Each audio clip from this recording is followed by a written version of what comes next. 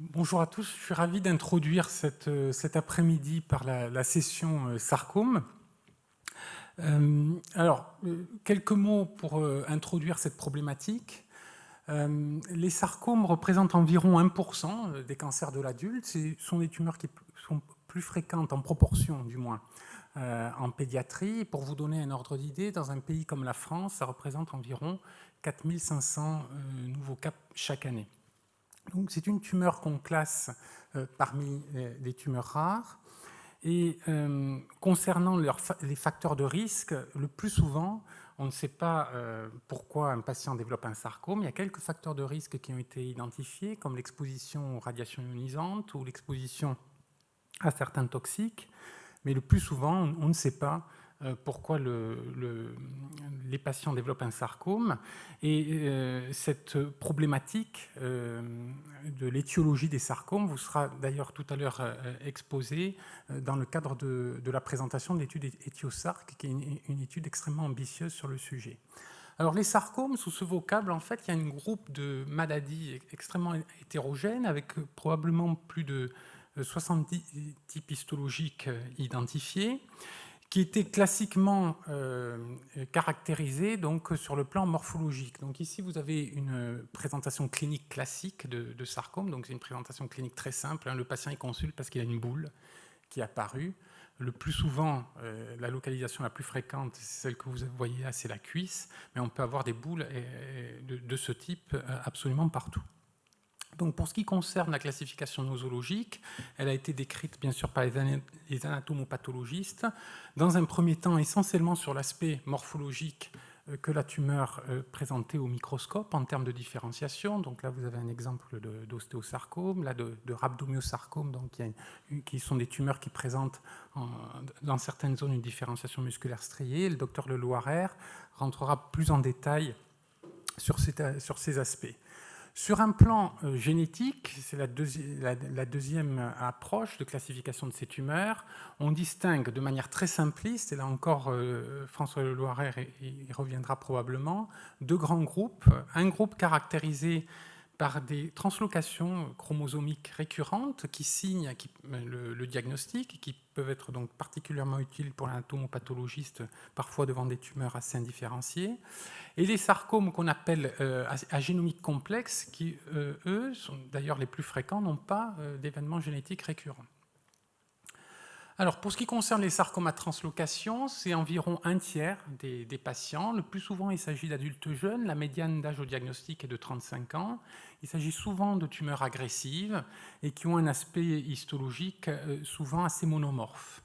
Alors, il y a toute une liste de translocations récurrentes décrites, et je pense qu'il ne se passe pas 6 mois sans qu'il y ait une nouvelle qui soit décrite, grâce d'ailleurs au progrès et à l'avènement du séquençage à haut débit.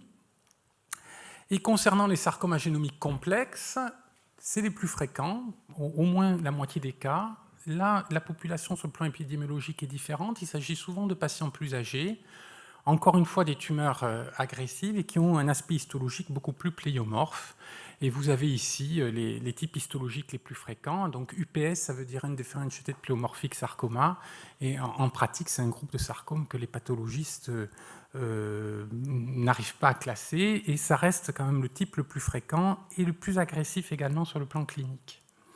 Alors c'est sur le plan génomique. Là, ici, vous avez donc une vieille technique qui vous est illustrée, d'hybridation génomique comparative, qui vous montre donc l'ensemble des pertes et des gains de segments chromosomiques qu'on peut observer dans ce type de sarcome. Vous voyez qu'il y a des aberrations un peu sur tous les segments chromosomiques et de manière complètement aléatoire. Alors, sur un plan clinique cette fois, quel est le pronostic de ce groupe de maladies? Alors, là encore, le chiffre que je vous donne ici, c'est un chiffre assez grossier, puisque chaque sous-type a une évolution clinique assez particulière, mais globalement, on guérit environ 2 tiers des malades. Et ça veut dire qu'il y a malheureusement encore plus de 35% des patients qui malheureusement vont faire une rechute métastatique et décéder du développement de métastases. Et ceci malgré un traitement loco-régional bien conduit qui consiste donc en pratique à enlever la boule qui s'est présentée par chirurgie, éventuellement avec un complément de radiothérapie. Alors, comment améliorer ces résultats? Le premier moyen pour améliorer ces résultats, c'est de diminuer le risque de rechute métastatique, parce qu'encore une fois, la majorité des patients qui décèdent de sarcome décèdent de développement de métastases. Et un moyen pour réduire ce risque de rechute métastatique, c'est d'administrer aux patients, en complément de la chirurgie, un traitement systémique, en l'occurrence de la chimiothérapie, qui a pour objectif théorique de détruire les éventuelles micrométastases déjà présentes au moment du diagnostic et d'empêcher donc le développement de ces fameuses métastases. Et ici, vous avez les résultats d'une étude qui est maintenant ancienne, hein, qui a 10 ans, et qui vous montrait que globalement, il y a un bénéfice de la chimiothérapie périopératoire, mais dans un sous-groupe de patients bien particuliers, qui sont les patients de haut grade, de grade 3, c'est-à-dire les tumeurs les plus agressives. Il y a un bénéfice en survie sans métastase qu'on n'observe pas chez les patients atteints de sarcome de grade 2, c'est-à-dire avec un risque de rechute métastatique moindre. Ça reste quand même un facteur prédictif assez grossier, c'est le seul malheureusement qu'on puisse utiliser actuellement en clinique. Et Étienne Benjebar vous présentera tout à l'heure comment, grâce à l'intelligence artificielle, on pourrait affiner le pronostic des patients atteints de sarcome et peut-être mieux cibler la population de patients qui pourraient bénéficier d'une chimiothérapie périopératoire. Le deuxième moyen pour améliorer la survie des patients atteints de sarcome, c'est une fois qu'ils ont développé leur rechute métastatique, c'est de leur administrer de meilleurs traitements pour rendre le plus possible leur maladie métastatique chronique et leur permettre de vivre avec. Malheureusement, dans les sarcomes, il y a eu très peu d'évolution depuis ce premier papier publié par un de mes collègues, Bob Benjamin, qui travaille au MD Anderson à Houston. En 1974, ça a été le premier donc, à publier l'activité clinique des anthracyclines dans cette maladie. Et malheureusement, depuis ce papier, les anthracyclines restent le standard thérapeutique. Donc près de 40 ans après, on n'a jamais réussi à trouver mieux. Et on va peut-être maintenant réussir, et là c'est le professeur Friedman qui va vous l'expliquer tout à l'heure, grâce au développement potentiel de l'immunothérapie dans ces pathologies. Et c'est assez amusant parce que finalement, une des premières descriptions du rôle de l'immunothérapie dans le traitement des cancers avait été publiée dans le Lancet par William Coley, et qui donc avait utilisé une toxine pour permettre d'obtenir des rémissions chez des patients qui étaient justement atteints de sarcome avancé. Donc il y avait eu des réponses anecdotiques, mais qui suggèrent que cette pathologie pourrait être sensible aux nouvelles approches d'immunothérapie qui sont actuellement en cours de développement, et vous allez comprendre tout à l'heure pourquoi. Donc en conclusion de cette introduction, si je peux m'exprimer ainsi, les sarcomes restent une pathologie grave, malheureusement, et on a besoin d'outils innovants à la fois pour mieux apprécier le pronostic des patients et pour mieux cibler la thérapeutique. Jusqu'à maintenant, les traitements médicamenteux par anthracycline restent une des pierres angulaires du traitement, bien sûr en complément de la chirurgie au stade localisé. On a besoin de mieux connaître la biologie de ces tumeurs, et Carlo Lucchesi vous parlera tout à l'heure d'un grand programme national de séquençage de ces tumeurs qui a pour but d'identifier chez ces patients des cibles qui pourraient être actionnées grâce à des traitements innovants. Et au-delà de la génétique, bien sûr, probablement l'étude du micro-environnement tumoral pourra permettre de développer des approches d'immunothérapie chez ces patients. Je vous remercie. Et je vais maintenant demander à François Leloireur de vous parler de la pathologie de ces maladies. Bonjour à tous, merci beaucoup pour votre invitation. Alors, pour passer la diapositive, elle s'enchaîne, j'imagine. Donc, effectivement, je vais vous aborder un petit portrait général sur des grandes innovations diagnostiques qu'il y a eu pour le diagnostic des sarcomes ces dernières années. Évidemment, les innovations surtout appliquées au diagnostic et donc au laboratoire médical, donc de routine. Alors, comme vous l'a dit Antoine, c'est vrai que le diagnostic traditionnel du cancer et des sarcomes en particulier repose d'abord et avant tout et toujours à l'heure actuelle sur le microscope, qui va permettre d'analyser à partir des prélèvements réalisés chez les patients les caractéristiques morphologiques des tumeurs. Et c'est un outil extrêmement robuste, extrêmement rustique, mais finalement on peut classer avec précision la tumeur dans près de 7 cas sur 10, je dirais, effectivement, juste sur ces aspects morphologiques. Alors certainement, dans les sarcomes, il y a des difficultés un peu plus importantes parce que les tumeurs sont moins bien différenciées car plus agressives. Mais néanmoins, le microscope vraiment reste un outil déterminant pour guider la suite de la prise en charge. Alors évidemment, tout cela a été perturbé par les progrès du séquençage qui ont permis de caractériser beaucoup mieux les cancers, qui sont des maladies génétiques qui comportent des altérations des séquences d'ADN, d'ARN. Et donc l'accessibilité de ces techniques a permis d'identifier dans un certain nombre de cancers et de sarcomes en particulier des altérations caractéristiques qui permettent d'affiner le diagnostic et qui ont permis aussi d'ouvrir la voie à la compréhension des mécanismes impliqués dans leur formation. Donc, que ce soit des translocations, on l'a dit, c'est un groupe important de sarcomes où il y a des échanges de matériel qui ont lieu entre chromosomes différents, par exemple un groupe de sarcomes très connu, les synovialosarcomes. Des translocations également, donc toujours des échanges entre chromosomes, mais qui sont génétiquement plus complexes, on dit déséquilibrés.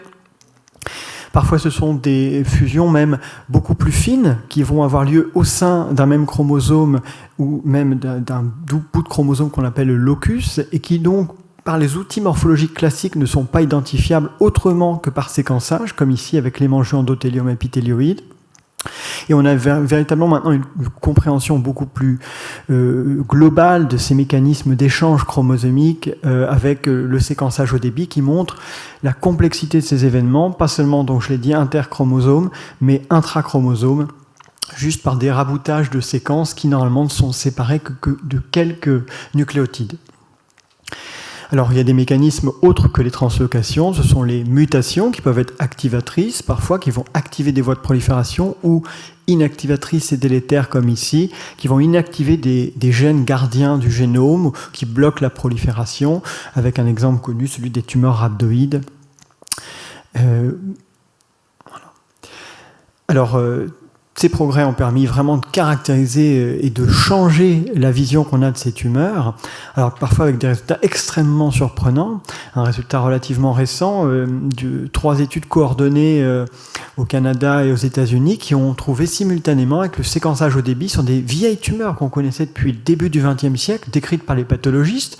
Donc une entité qui avait un nom un peu poussiéreux, carcinome à petites cellules de l'ovaire avec hypercalcémie, donc terme très descriptif, qui décrivait donc des tumeurs très agressives de jeunes femmes avec présentation de masse, vous voyez cette énorme masse pelvienne, et avec des caractéristiques morphologiques qui aboutaient à ce nom descriptif. Et bien le séquençage a permis de montrer que le gène suppresseur de tumeur impliqué dans ces tumeurs était SMARCA4, un gène qu'on connaît bien dans les sarcomes, parce qu'il est impliqué dans la genèse des tumeurs rhabdoïdes dont je vous parlais, qui affectent en particulier des nourrissons. Et cette caractérisation génétique a permis de renouveler en profondeur la vision de ces tumeurs qu'on appelait carcinome. Carcinome, c'est un terme de tumeur maligne, mais épithéliale, qui par opposition aux sarcomes sont des tumeurs d'origine mésenchymateuse. Et ce sont des catégories diagnostiques de cancer qui sont considérées comme totalement opposées les unes aux autres, avec des modalités thérapeutiques qui sont en général, et des outils par exemple de chimiothérapie, qui sont très différents. Donc véritablement, avec cette compréhension, on a suggéré que ces tumeurs ne sont pas en vérité des carcinomes, comme on le pensait pendant très longtemps, mais en fait appartiennent bien à la catégorie de tumeurs rhabdoïdes et se rapprochent de tumeurs conjonctives sarcomateuses. Parfois, le moléculaire a apporté des surprises qui sont même plutôt décevantes, parce qu'on pourrait se dire la morphologie c'est rustique. Je vais vous donner un exemple du contraire. À ma gauche, le rhabdomyosarcome alvéolaire, qui est une tumeur extrêmement agressive, qui affecte les enfants, les adolescents, qui va justifier d'une thérapeutique multimodale extrêmement lourde pour pouvoir sauver le patient infecté. Et à la droite, un sarcome sinonasal biphénotypique, qui sont des tumeurs qui affectent des sujets de plus de 50 ans et exclusivement dans la sphère du sinus. Tumeur localement agressive, il faut une chirurgie, un bon chirurgien pour réséquer, être tranquille et libéré de cette tumeur. Donc des traitements qui sont très différents, et puis des présentations morphologiques qui sont véritablement... je n'ai pas besoin d'être un grand pathologiste pour voir que ces tumeurs ne se ressemblent pas du tout. Ils ne posent pas de problème diagnostique différentiel pour un pathologiste En revanche, sur le plan moléculaire, ces tumeurs à la gauche peuvent être associées à des translocations qui sont récurrentes, qui donc définissent la tumeur, qui impliquent en particulier ce gène FOXO1. Et ben, le sarcome sinonasal aussi peut être associé à des mêmes translocations. Donc on voit comment une approche biologique pure et un réductionnisme biologique, puisqu'il y a eu pendant des années un fétichisme moléculaire pour la translocation qui définirait un type de sarcome donné et un type de cancer donné à quelque chose d'extrêmement réducteur. Et c'est véritablement aujourd'hui une approche intégrative qu'on a, qui intègre les aspects morphologiques et moléculaires, qui aboutissent à une définition d'une entité de cancer donné. Voilà. Alors, on le voit, le plus souvent le moléculaire a permis en fait de bien confirmer des entités diagnostiques qui étaient bien établies. Je vous donne un exemple, des rhabdomyosarcomes. Ce sont des tumeurs malignes qui ont une différenciation musculaire striée. C'est une définition. Eh bien, vous avez en fait dans ce groupe, donc en morphologie, même s'ils ont une ligne de différenciation qui est commune, en réalité, ces tumeurs ne se ressemblent pas du tout au microscope. Je vous ai mis des photos représentatives de ces 4 grands sous-groupes. Et en effet, sur le plan clinique, les présentations ne sont pas les mêmes. Quand on revient au rhabdomyo-alvéolaire, je vous l'ai dit, c'est une tumeur de l'enfant, de l'adolescent, extrêmement agressive, avec des translocations récurrentes. Quand on s'intéresse au groupe des rhabdomyosarcomes pléomorphes, c'est des tumeurs qui vont affecter essentiellement des sujets de plus de 65 ans et qui vont avoir une génétique complexe. Vous avez été introduit au concept par Antoine Italiano. Ces tumeurs ne se ressemblent pas et effectivement, sur le plan moléculaire également, la couche moléculaire est radicalement différente. Donc on voit que globalement, ces aspects se complètent et s'intriquent assez bien. Dans un certain nombre de circonstances, par contre, le moléculaire a vraiment permis d'affiner notre regard et notre capacité à diagnostiquer. C'est particulièrement le groupe, le 4e, celui des rhabdomyosarcomes fusiformes, qui ont des translocations particulières qu'on n'est pas très bien capable d'anticiper sur le plan de l'œil au microscope, mais qui sont imparfaites sur le plan pronostic et thérapeutique. On va voir ces difficultés. Donc vous voyez, avec l'ère de la génomique, qu'on a aujourd'hui affiné nos classifications et que notre communication avec les oncologues peut être beaucoup plus complexe. Il faut vraiment écouter le pathologiste jusqu'au bout et lire toute sa conclusion. C'est un rhabdomyosarcome, pas très informatif pour l'oncologue, à cellules fusiformes. C'est un début d'information, mais ce n'est pas encore suffisant. Et par exemple, ici, avec son altération moléculaire récurrente, mutation de MYOD1. Et là, l'oncologue, il a toutes les informations nécessaires pour pouvoir juger de la gravité, du pronostic de la maladie et prendre des décisions thérapeutiques éclairées. Donc voilà, cette approche intégrative, elle est aujourd'hui consacrée avec des classifications de cancers, et ici c'est la classification des sarcomes, qui sont rééditées régulièrement sous l'égide de l'OMS, où on réunit tous les experts pathologistes pour déterminer les critères consensuels diagnostiques d'entités donc de sarcome. Alors, malheureusement, la précision manque parfois dans certaines circonstances. Le scénario noir, avec l'oncologue, notre collègue qui nous appelle pour nous demander alors qu'est-ce que c'est que cette tumeur ? Quand on va lui répondre c'est une tumeur, elle est maligne, elle est indifférenciée, elle est de haut grade et elle est inclassée. Ça, c'est le scénario noir, mais malheureusement qui se poursuit encore parfois, même au terme d'une enquête morphologique, microscopique et moléculaire, parfois exhaustive. Dans certaines circonstances extrêmes, le diagnostic n'est pas possible, ou parfois on peut avoir un diagnostic qui en apparence peut être très précis parce qu'il a un nom très élégant, complet, mais pour le coup l'entité en elle-même n'est pas très robuste parce qu'elle n'informe pas avec précision le clinicien sur le risque évolutif qu'on n'est pas capable de prédire. Certains patients vont mal tourner, d'autres, au contraire, vont rester stables. Et parfois, inversement, on a une information, mais malheureusement, elle ne débouche pas sur une perspective thérapeutique précise parce qu'il n'y a pas de modalité thérapeutique précise définie pour ce type-là. Donc là, on est dans des situations d'impasse. Et cette situation s'est vue modifiée avec le développement d'une approche différente du diagnostic pur, qui est le théranostic, contraction de thérapeutique et diagnostic, pour dire que là, effectivement, il faut rechercher des cibles. Alors, depuis un nombre d'années, des cibles tumorales, au sein des cellules tumorales, ont été découvertes avec des approches ciblées, mais le problème c'est que cette approche aujourd'hui devient complexe parce que on a une liste de cibles qui s'allonge chaque année et donc qui rend difficile une exploration systématique pour toute tumeur pour laquelle on a besoin d'un traitement à la carte. Donc effectivement, je vous ai listé un certain nombre d'altérations pour lesquelles on dispose de thérapies ciblées qui vont être capables de cibler cette altération si elle est présente dans la tumeur. Mais là, il faut les rechercher, c'est assez fastidieux, une par une. Donc aujourd'hui, grâce au séquençage haut débit, on a une approche qui peut être agnostique, très complète. On va avoir recours à un séquenceur qui va permettre de façon simultanée de rechercher toutes ces altérations. Donc là, ça change la donne véritablement, parce qu'on peut être beaucoup plus exhaustif, en plus rapide et certainement plus efficace. L'autre apport du séquençage haut débit, c'est justement aussi d'avoir une vision beaucoup plus holistique, globale, complète. Et alors, ça a des implications pour le laboratoire parce qu'effectivement, là, ça nécessite des compétences qui sont nouvelles et en particulier l'avènement de nouvelles disciplines qui interagissent beaucoup avec la médecine aujourd'hui, bioinformatique, data scientist, pour gérer l'énormité des données générées par un séquençage haut débit, tout l'ADN ou tout l'ARN d'une tumeur. Vous avez ici l'exemple d'une application possible d'un séquençage haut débit de l'ARN d'une tumeur où on va pouvoir déterminer donc un profil. Cette fois, au lieu de regarder les caractéristiques au microscope de la tumeur, on regarde ses caractéristiques d'expression à l'échelle de tout son transcriptome, de tout son ARN.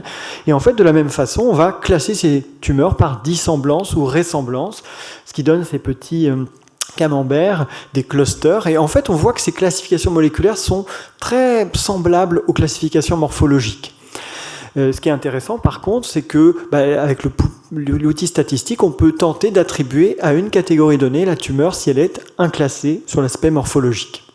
Mais là encore, on peut échouer, même avec ces outils très sophistiqués.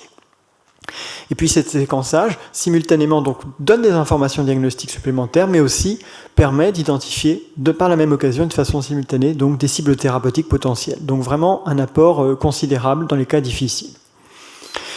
Mieux prédire le risque évolutif. Aussi, on repose en anapath sur des critères qui sont historiques de grade histologique. Autrement dit, on prend en compte des caractéristiques à l'œil nu, à l'œil au microscope, présentes au sein des cellules tumorales, leur degré d'indifférenciation, leur degré de nécrose, le fait qu'elles meurent. Plus elles meurent, plus ça veut dire que la tumeur pousse vite. Et puis leur degré de prolifération. Ça, c'est des critères qu'on va retrouver dans toutes les tumeurs, et pas que dans les sarcomes. Mais effectivement, les critères changent d'une tumeur à l'autre. Et on utilise de façon très robuste, depuis les années 80, ce même grade histologique d'unicancer pour classer et essayer de mieux affiner le risque évolutif, que ça tourne mal pour un patient, ou au contraire que ça va bien se passer. Les outils moléculaires permettent aujourd'hui d'anticiper peut-être une amélioration de cet outil, parce que là, jusqu'ici, on avait des catégories pronostiques qui étaient intermédiaires, où on ne savait pas qui allait mal tourner, qui allait mieux se comporter, et que peut-être que les outils moléculaires, dans le futur proche, qui vont être en cours d'essai clinique, vont permettre de déterminer avec précision les patients qui tournent mal et pour lesquels on doit d'emblée envisager une intensification thérapeutique. Alors voilà, malheureusement, donc l'œil humain a des limites et l'hubris actuel, c'est de pencher sur un œil de la machine. Et effectivement, une autre application des big data, c'est l'analyse par apprentissage profond de nos lames histologiques qu'on analyse jusqu'ici au microscope avec des caractéristiques un peu rustiques. Et bien là, une analyse plus sophistiquée, plus complète, plus profonde par la machine permettrait peut-être de mieux classer ces tumeurs, avec des résultats préliminaires ici illustrés dans les tumeurs de la plèvre, et qui ont montré une supériorité de la classification par la machine par rapport à celle des pathologistes humains. Malgré tout, même si ça paraît lumineux, et il ne faut pas croire qu'il n'y a pas un peu de poussière dans ces approches, parce que derrière ça, il y a quand même effectivement ici Jean-Michel Coin, notre pathologiste pré-retraité, qui a beaucoup travaillé pour sélectionner toutes les cohortes qu'on va nourrir au niveau de la machine pour les analyses. Effectivement, donc un travail très poussiéreux finalement dans les archives pour resélectionner des cas représentatifs. Et ça, effectivement, vous aurez peut-être des résultats préliminaires présentés par la société Hawkin. Puis enfin, on a une obsession, on a pendant toutes ces années travaillé sur la cellule tumorale, ses caractéristiques morphologiques pour les classer, ses caractéristiques moléculaires pour identifier les altérations. C'est vrai que les pathologistes, quand même, se sont toujours servis de l'environnement pour classer les tumeurs, mais de façon finalement par curiosité. Ici, vous avez une tumeur qui a un stroma, ce qu'on appelle l'environnement. Donc, vous avez les cellules tumorales et puis à côté un stroma qui est abondant et qui nous permet un peu d'affiner notre classification pour dire ça, c'est peut-être une tumeur inflammatoire myofibroblastique. Mais pour autant, la perspective, elle était uniquement diagnostique jusqu'ici. Et puis, les données récentes des laboratoires de recherche aujourd'hui suggèrent que les caractéristiques du stroma elles aussi vont compter pour pouvoir décider de thérapie et prédire la réponse à certaines thérapies des patients. Et ça, c'est l'histoire que M. Friedman va vous conter dans un instant. Je vous remercie. Bonjour à tous, merci d'être là. Je suis très heureux pour ma part d'être là. C'est ma première sortie dans le monde d'après, en tout cas ma première sortie scientifique. Je suis content de le faire ici pour de multiples raisons, parmi lesquelles le travail que je vais vous montrer, qu'on a fait sur le sarcome. Moi, je connaissais rien au sarcome il n'y a pas très longtemps. Je dois le peu de connaissances que j'ai à mes interactions avec des collègues de Taipei, Tom Chen, et surtout avec Antoine Italiano, François Lelo-Harrer, qui m'ont appris des tas de choses. Et le travail que nous avons fait ensemble, je crois, est un travail qui, non seulement, je l'espère, sera utile pour le sarcome, mais est en train de bouleverser la prise en charge de beaucoup de cancers et d'apporter à la fois sur le plan fondamental et sur le plan de la démarche thérapeutique des perspectives tout à fait nouvelles. Donc, je vais essayer de vous montrer tout ça assez rapidement. Si j'arrive pas, vous m'interrompez avant la fin. Voyez-nous aussi, on travaille dans un cloître au Cordelier, ce qui nous permet de méditer et de prendre la dimension du temps. Comme François vient de le dire, la tumeur pousse dans... Alors, comment est-ce que fonctionne la... Et pour avoir une... Il n'y a pas de pointeur. Donc, la tumeur vit dans un micro-environnement dans lequel il y a en fait toutes les cellules du système immunitaire. Il y a bien entendu des cellules endothéliales, il y a des cellules fibroblastiques, du stroma, puis il y a des lymphocytes T, B, natural killer, mastocytes, cellules dendritiques. Et contrairement à ce que je crois on a cru pendant longtemps, ce micro-environnement est un micro-environnement organisé. Et cette organisation est tout à fait majeure. Il y a des cellules qui sont dans le centre de la tumeur, il y a des cellules qui sont dans la marge d'invasion de cette tumeur, qui n'ont pas le même impact toujours et le même rôle au sein de la tumeur, et c'est ce qui nous a permis avec Jérôme Gallon de développer l'immunoscore. Et puis, on avait observé déjà il y a quelques années qu'il y avait adjacentes à ces tumeurs, dans un certain nombre de cas, des structures lymphoïdes que nous avons appelées structures lymphoïdes tertiaires ou TLS, que je vais décrire bien sûr, et qui pour nous sont absolument essentielles parce que nous pensons que beaucoup plus que le ganglion qui est perverti par les premières cellules métastatiques, c'est là que se font les réactions immunitaires antitumorales qui sont efficaces pour contrôler la tumeur. Alors, pour résumer 10 années de recherche, une revue qui a été écrite par Catherine, qui est présente ici, résume un petit peu l'impact des TLS. Donc, ceci est une tumeur avec une structure lymphoïde tertiaire.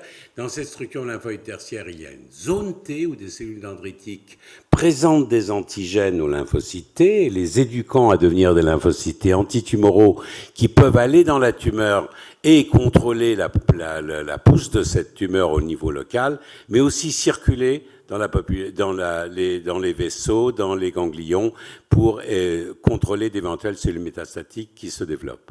Et puis, il y a une zone B, je veux beaucoup parler de ça, et ça a été absolument, c'est le sarcome qui a permis d'en sortir l'intérêt, avec des lymphocytes B, un centre germinatif, des cellules qu'on appelle les cellules folliculaires dendritiques qui présentent des antigènes grâce à des immuns complexes, ces lymphocytes B. Et ces lymphocytes B, ils ont des tas de fonctions potentielles. Ils peuvent présenter l'antigène aux lymphocytes T, mais surtout, ils peuvent produire des anticorps qui peuvent avoir un effet direct sur la tumeur et là aussi aller dans la circulation, contrôler des cellules métastatiques qui se développent.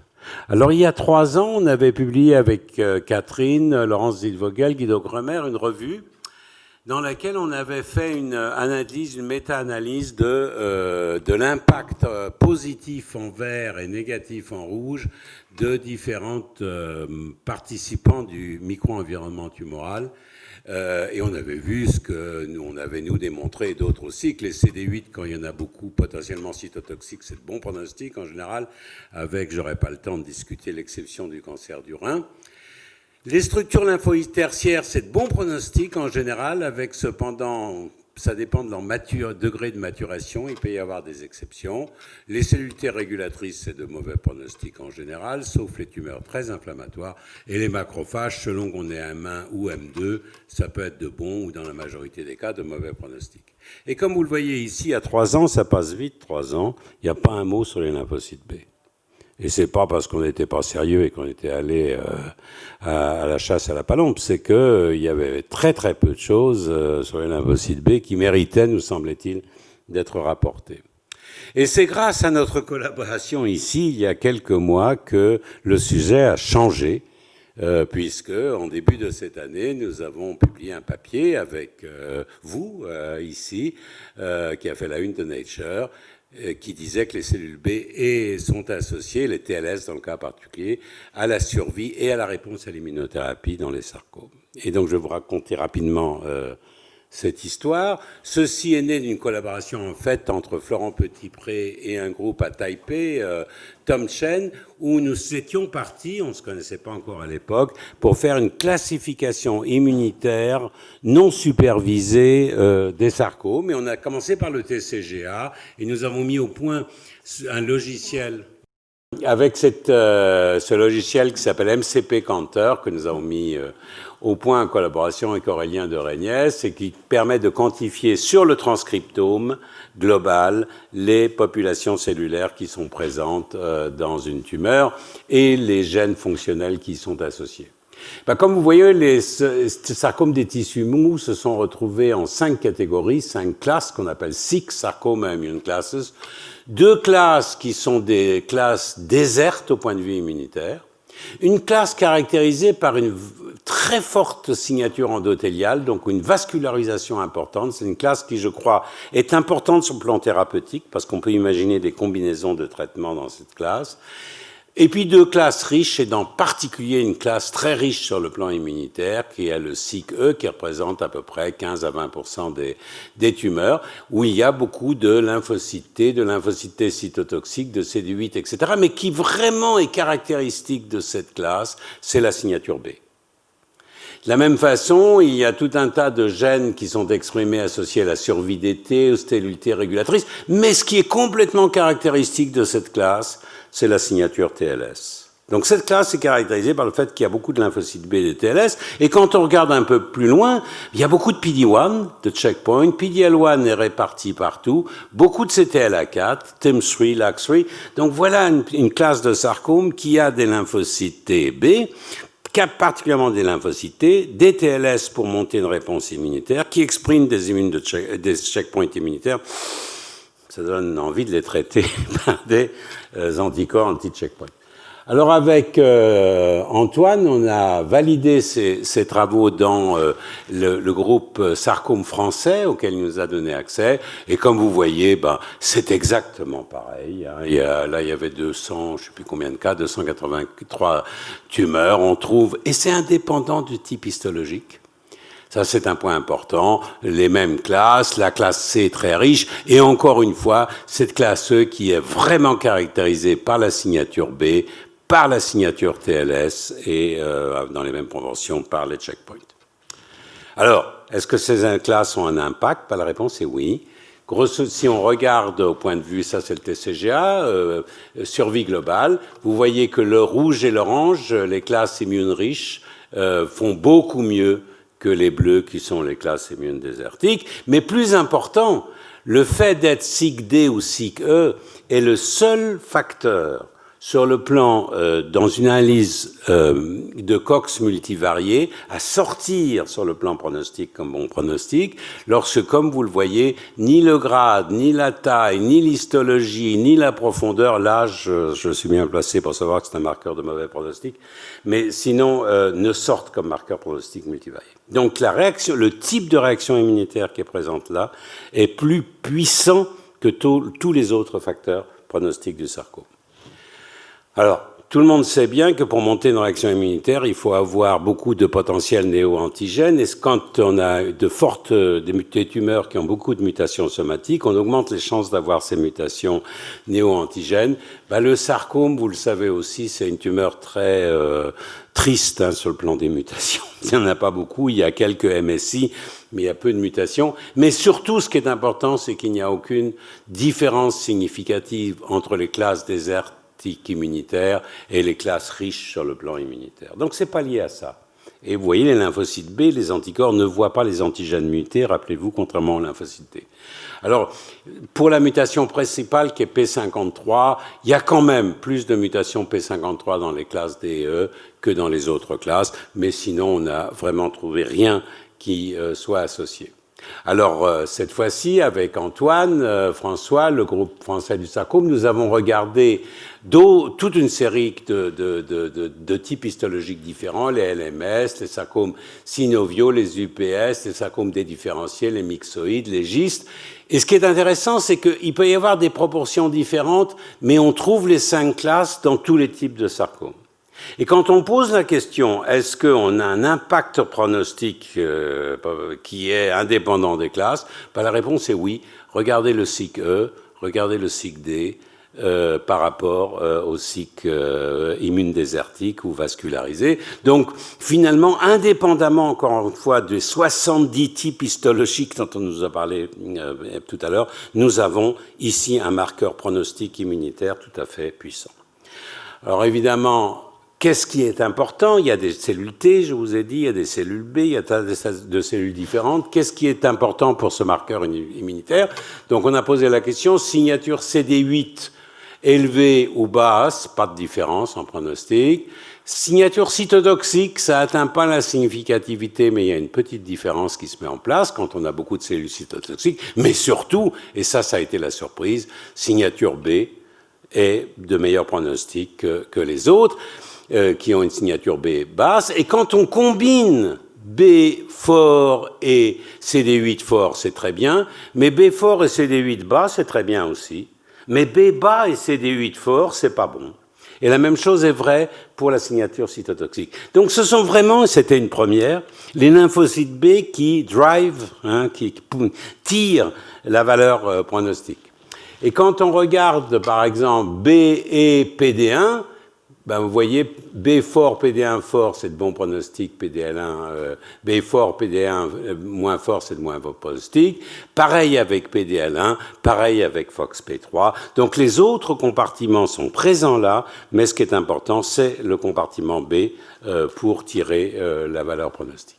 Alors évidemment, ça donnait envie de faire du theranostic et de voir si on avait une valeur prédictive. Alors on a essayé avec Antoine de regarder un groupe qui était traité en France. Malheureusement, il y avait un seul répondeur dans ce groupe, donc il était du bon côté, mais c'était difficile de conclure. Donc nous avons eu accès à l'essai SARC 028 dont le PI est Hussein Toby au MD Anderson.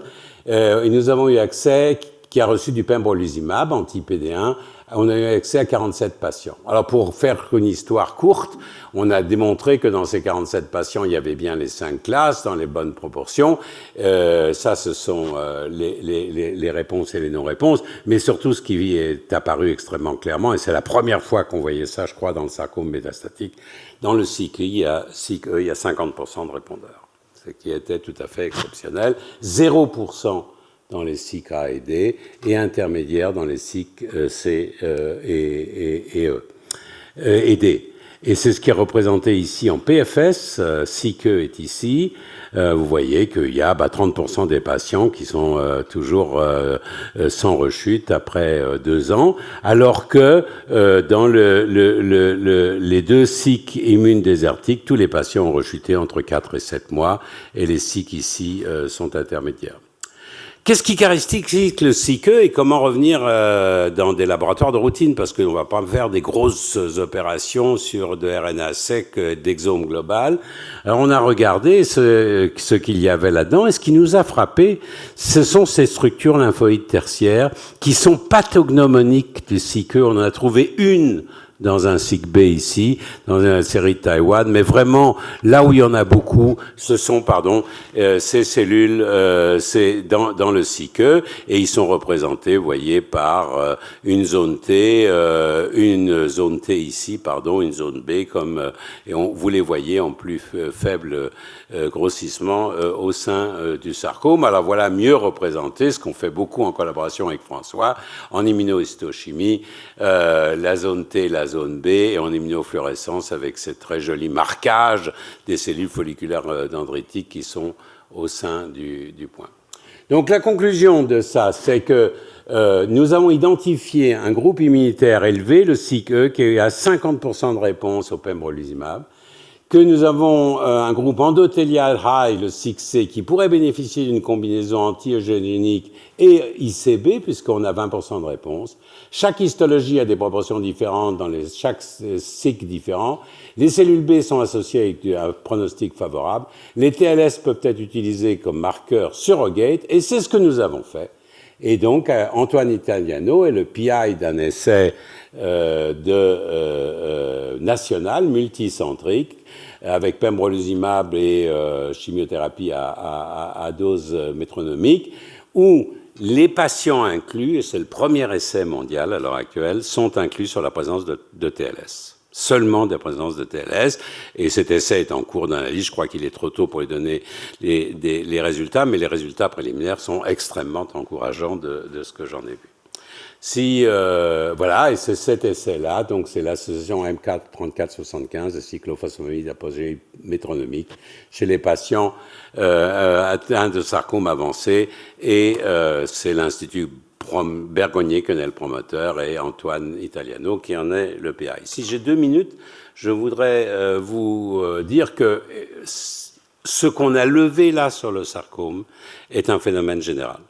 Dans le même numéro de Nature, il y avait en fait 3 papiers, on a la chance d'en signer 2, dont un sur le sarcome, le nôtre, et puis un sur mélanome et rein, et un autre sur mélanome.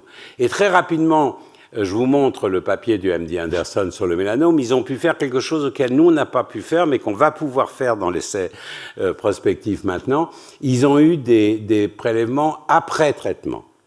Et alors, ils ont pu voir, nous, on n'avait que, au moment du avant traitement, que chez les répondeurs, il y a plus de B, il y a plus de TLS. Ça augmente chez les répondeurs, alors que ça n'augmente pas chez les non-répondeurs. Donc non seulement il y en a plus au départ, mais lorsque le traitement est efficace, il augmente cette activité. Et vous voyez, ils ont un TLS qui est très caractéristique. Ça, c'est le travail du groupe scandinave, Göran Jönsson, toujours dans le mélanome, qui, lui, a identifié un groupe qui est riche en CD8 et CD20, mais ça ne suffit pas d'être riche en CD8 et CD20.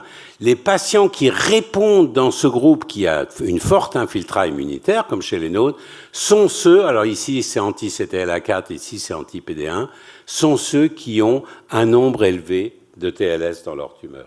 Donc l'endroit où les lymphocytes sont éduqués est absolument essentiel pour pouvoir monter une réponse. Le fait d'en avoir beaucoup ne suffit pas. Il faut que vous ayez l'organisation et la capacité de monter la réponse que fournissent les TLS matures au sein de cette réponse. Et là aussi, ce qui est intéressant, c'est que, bien sûr, il y a plus de mutations dans le mélanome que dans le sarcome, mais le nombre de TLS est absolument indépendant du nombre de mutations. Donc, on peut maintenant traiter des patients qui ont peu de mutations somatiques, à condition qu'on soit capable d'induire des TLS. Alors, rapidement, vraiment en un mot, avec Julien Calderaro, on a montré que les TLS étaient de bons pronostics dans les cancers du foie avancé. Un autre groupe a montré que c'était de bons pronostics dans le cancer de la vessie. Le groupe de Karen Villar-Gallo à Bruxelles a montré que c'était de bons pronostics à la fois dans la récidive et la survie globale dans le cancer du sein. Et en fait, j'ai pas le temps de vous le montrer, le caractère de maturation des TLS, où là aussi il y a des travaux à l'heure actuelle à Bordeaux journaux extrêmement intéressants avec lesquels on a la chance de collaborer sont tout à fait essentiels. Quand vous avez un TLS mature avec son centre germinatif, vous induisez des lymphocytes B qui vont produire des anticorps, présenter bien l'antigène aux lymphocytes D et contrôler la tumeur. En revanche, lorsque vous avez un TLS immature, vous allez produire des facteurs suppresseurs, des facteurs inflammatoires qui peuvent aider au développement de la tumeur. Alors voilà, je vous ai présenté ce travail en grande partie de Florent Petit-Pré, en collaboration Catherine Sottès-Friedman, Aurélien de Reniès, en collaboration essentiellement avec Tom Chen, Antoine, Maud Tout-le-Monde, Carlo Luxelzi, Joël Blaiset, et puis nos collaborateurs Hussein Toby, Jen Vargo et Beth Elmink au MD Anderson. Là, je vous remercie.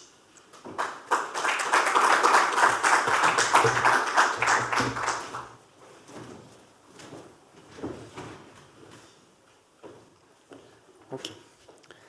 Bon, merci beaucoup pour l'invitation. Alors moi, je vais vous parler plutôt de radiologie en fait maintenant, et je vais vous présenter un peu comme illustration ce qu'on a fait sur les sarcomes. Alors moi, je suis le vieux de l'histoire, mais en gros, c'est Amandine Crombé qui est radiologue à Bergony, et puis Cynthia Perrier qui était doctorante chez nous qui ont fait le travail. Et comme c'est de la radiologie, j'ai mis les fonds noirs, donc comme ça, c'est clair.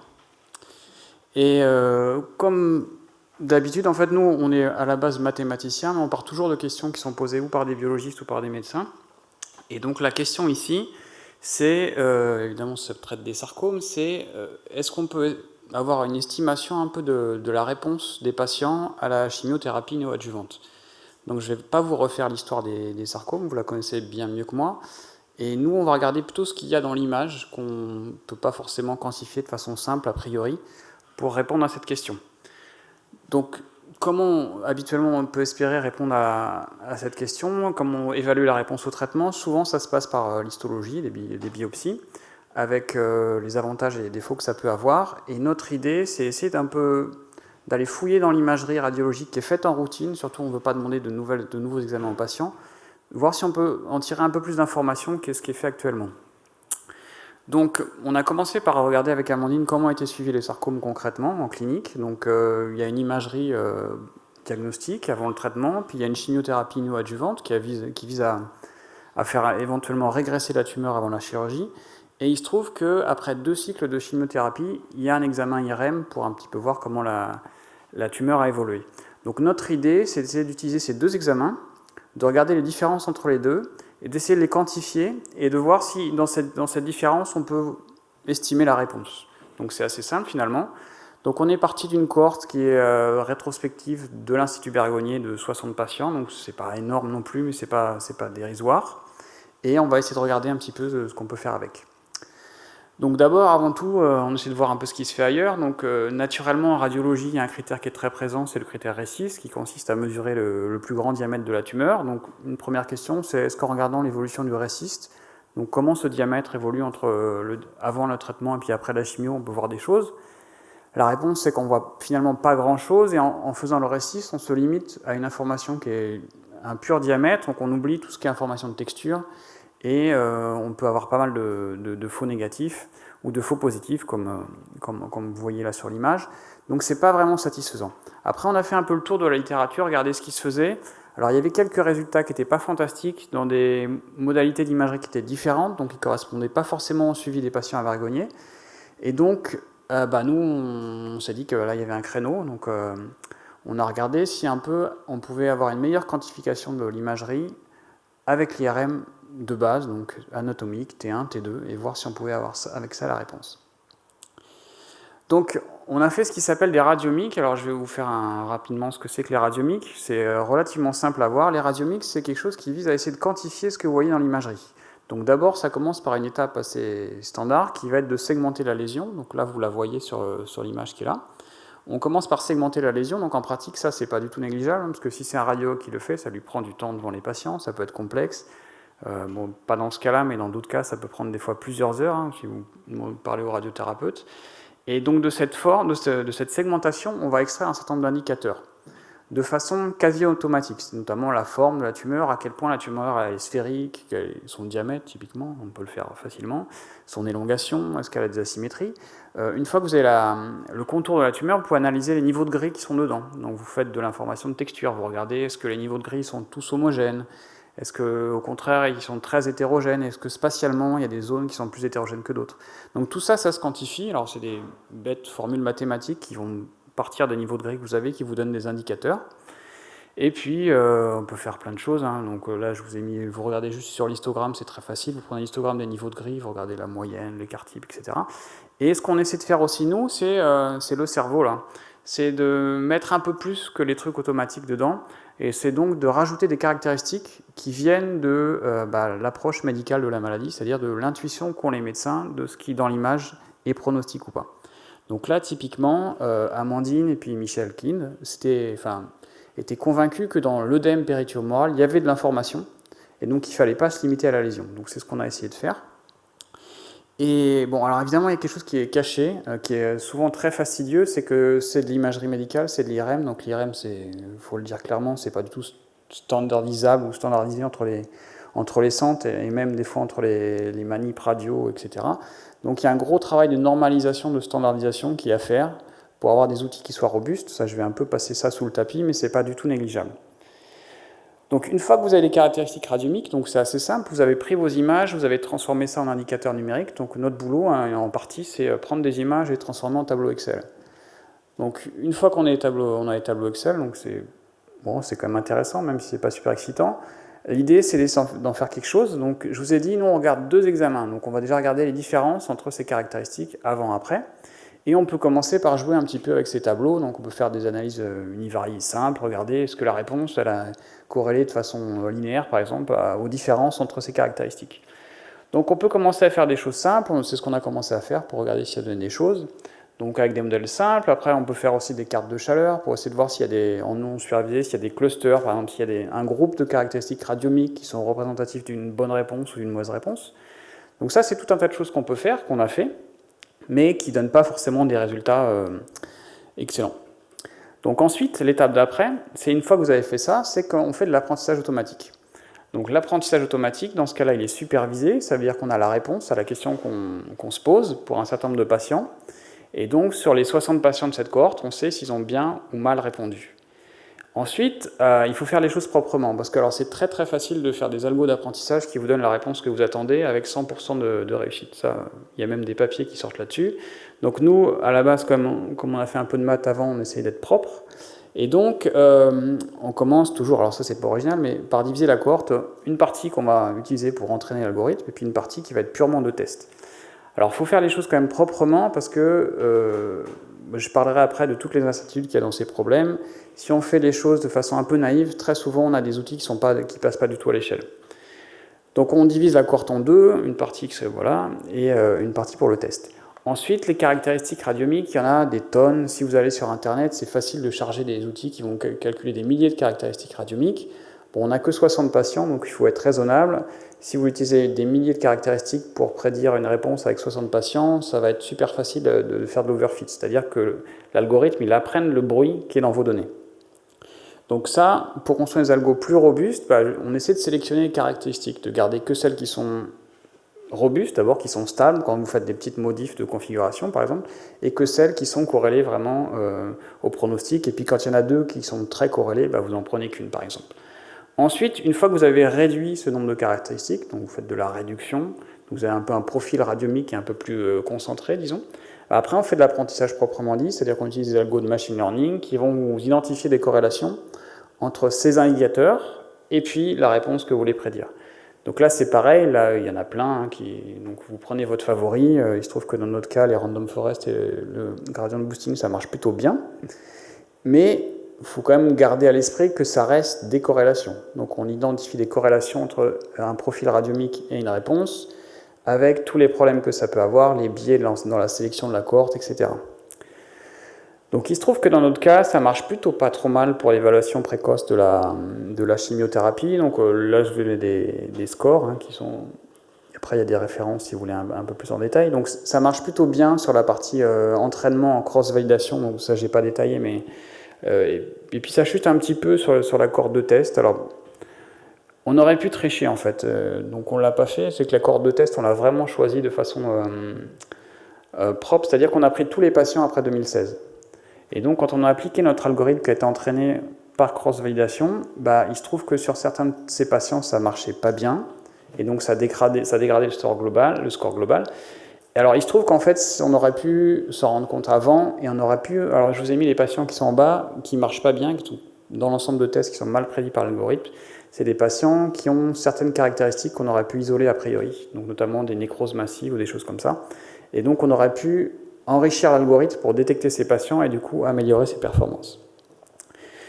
Donc, ce qui nous plaît bien aussi, c'est que si on est dans l'objectif d'aller un jour vers la clinique, ce qu'il faut, c'est des modèles qui soient un minimum interprétables. C'est-à-dire que quand le radiologue ou l'oncologue va utiliser l'algorithme, il puisse se donner un indice de confiance sur la réponse de l'algorithme. C'est-à-dire qu'il faut que, je ne vais pas rentrer dans la définition de l'interprétabilité, mais il faut qu'en gros, il puisse dans sa tête faire un mini-algorithme qui va lui donner une prédiction qu'on espère conforme avec celle de l'algo. Enfin, bon, voilà. En gros, c'est ça l'interprétabilité. Et donc là, il se trouve que dans les caractéristiques qui sont sorties et qui sont prépondérantes dans la réponse de l'algo, il y en a qui sont très facilement interprétables. Par exemple, il y en a une qui considère, je vous parlais de l'œdème péritumoral tout à l'heure, à considérer la façon dont l'œdème évolue entre avant et après le traitement, enfin avant et après 2 cycles de traitement. Donc ça, pour l'instant, c'est qualitatif, mais ça parle bien au radiologue, il voit bien ce que c'est. Il y a une caractéristique de la forme de la tumeur, qui va être l'élongation, qui est plutôt peut-être reliée à la façon dont la tumeur va s'aligner le long des fils musculaires. Et puis, il y en a une qui va être liée à l'entropie de l'histogramme, donc ça peut être relié aussi à des processus fibronécrotiques. Donc c'est des caractéristiques qui sont extraites de l'image, mais qui ont quand même un sens un peu biologique, radiologique, qui parle au radiologue. Donc on peut peut-être avoir un minimum d'interprétabilité.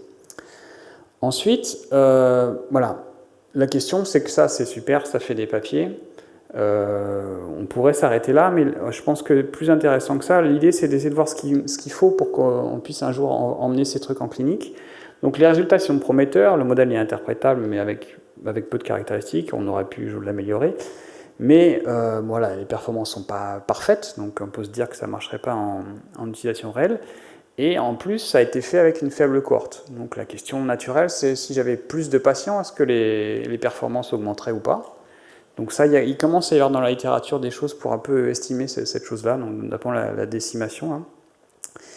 Et voilà là où je rentre dans l'aspect un peu pessimiste des choses, c'est que si je vous reprends tout le traitement de l'algo, ça donne ça. Donc on part d'une image, on segmente, on extrait les caractéristiques, après, on fait la différence, on va les sélectionner, puis on va entraîner l'algo.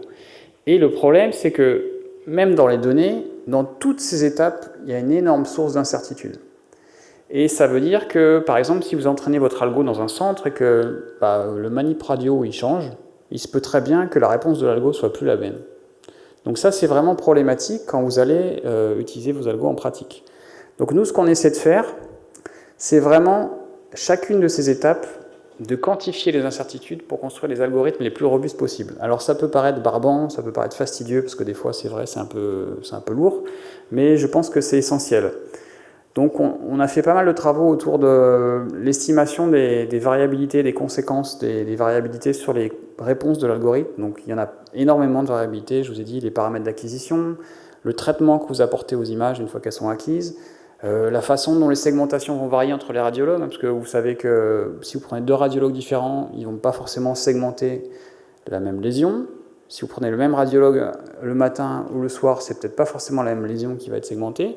Et si vous avez un algo qui dépend fortement de la lésion, de la segmentation, qui donne une réponse différente dans l'un ou l'autre des 2 cas, c'est quand même qu'il y a un problème. Ensuite, il y a un certain nombre d'initiatives internationales pour harmoniser l'extraction des caractéristiques, donc ça on essaie de s'y conforter. Et puis il y a tout un tas d'outils qui servent à harmoniser en multicentrique, donc à la fois combat et puis des méthodes un peu plus récentes avec des GAN. Et surtout, il y a pas mal d'incertitudes algorithmiques, donc ça c'est plus notre spécialité, puisque à la base on fait des maths. Donc faut bien voir que dans tous ces algorithmes d'apprentissage, il y a une part de stochasticité, qui fait que si vous relancez le même apprentissage avec les mêmes données, vous n'avez pas forcément par exemple le même réseau qui est entraîné finalement, donc les mêmes poids. Et donc si vous voulez avoir quelque chose de robuste, il faut avoir un contrôle là-dessus. C'est-à-dire qu'il ne faut pas que que si une personne télécharge votre papier et puis essaie de reproduire le résultat, les réponses soient totalement différentes. Ce qui se passe en pratique beaucoup, en fait. Il y a pas mal de gens maintenant qui commencent à essayer de reproduire les résultats, que ce soit en machine learning ou en deep learning, et le taux de reproduction, bon, j'arrive pas à le dire, est finalement assez faible. Donc ça, c'est vraiment quelque chose de problématique. Alors vous imaginez bien, si vous achetez un logiciel qui est vendu sur la base d'un papier qui n'a pas été évalué, le genre de truc que ça peut donner. Donc nous, on essaie un peu de corriger tout ça, c'est un peu notre credo. Donc un premier truc à faire, c'est essayer de limiter la variabilité qui est due à la segmentation. Je vous ai dit, il y a une forte variabilité potentielle entre les radiologues, et puis en plus, c'est quelque chose de fastidieux pour eux. Donc ça leur prend du temps qui pourrait être plus consacré à autre chose, à avoir plus de patients, à passer plus de temps avec les patients. Donc si on peut les aider, c'est d'autant mieux. Et la segmentation, il y a un truc sympa, c'est que d'une part, si vous avez un algo automatique, il y a moins de biais interopérateurs, parce qu'il y a toujours le même algo qui segmente. Et en plus, le contrôle qualité il est super simple pour le radiologue. Il rentre l'image, l'algorithme lui renvoie une segmentation, et puis il regarde si la segmentation lui paraît crédible ou pas. Donc ça, c'est très simple, on ne parle pas de classification d'algo un peu boîte noire. Et donc, ce qu'on a fait, c'est qu'on a développé un réseau de segmentation donc 3D, je vais passer dans les détails, qui est multimodal, puisqu'on prend le T1, le T2, qui est par patch, puisqu'on essaie d'avoir on a peu de patients, donc en prenant des trucs par patch, on a un peu plus de données. Et donc, on a adapté un réseau qui s'appelle UNet, qui est très très connu. Et voilà, donc l'idée, c'est que ça marche plutôt bien. Ça part de 2 IRM, et puis ça, il vous renvoie le masque qu'elle est en 3D totalement. Et du coup, a priori, si ça marche bien, le radiologue passe moins de temps là-dessus. Ensuite, je vous ai dit, dans nos caractéristiques, il y a quelque chose d'essentiel, c'est l'œdème péritumoral. Et alors, le souci, c'est que l'œdème péritumoral, il est très compliqué à segmenter. C'est super fastidieux. Même Amandine, qui est super motivée, elle a pu nous en sortir que très très peu. Et donc, l'idée, c'est que quand on a peu de données, la stratégie, il faut qu'elle change.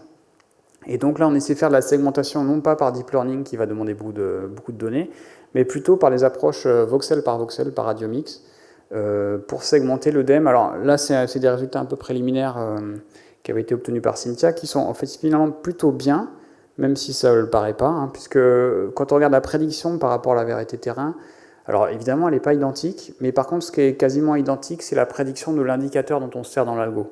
Donc l'indicateur d'évolution de la forme, il ne change pas beaucoup entre la vérité terrain et la prédiction. Donc ça, on est très très content.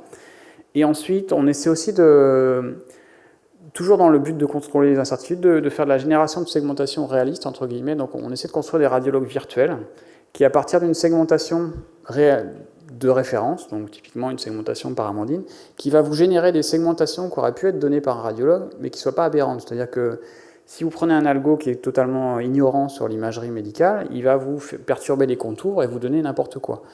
Donc nous, on a essayé d'adapter un algo qui avait été développé dans l'équipe de Nicolas Ayache à Sofia, qui vous perturbe les contours, mais de façon non stupide, c'est-à-dire que quand le contraste est fort, forcément il y a moins de variabilité au niveau du radiologue, donc les perturbations sont plus faibles.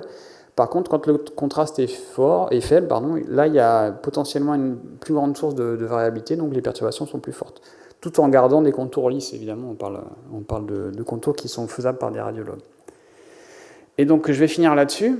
Sur les sarcomes, donc, ce qui nous manque un petit peu, c'est l'extension des résultats prometteurs, c'est-à-dire qu'il faudra aller vers plus de patients, donc éventuellement des résultats provenant de plusieurs centres, sur la survie globale et pas juste sur la réponse histologique.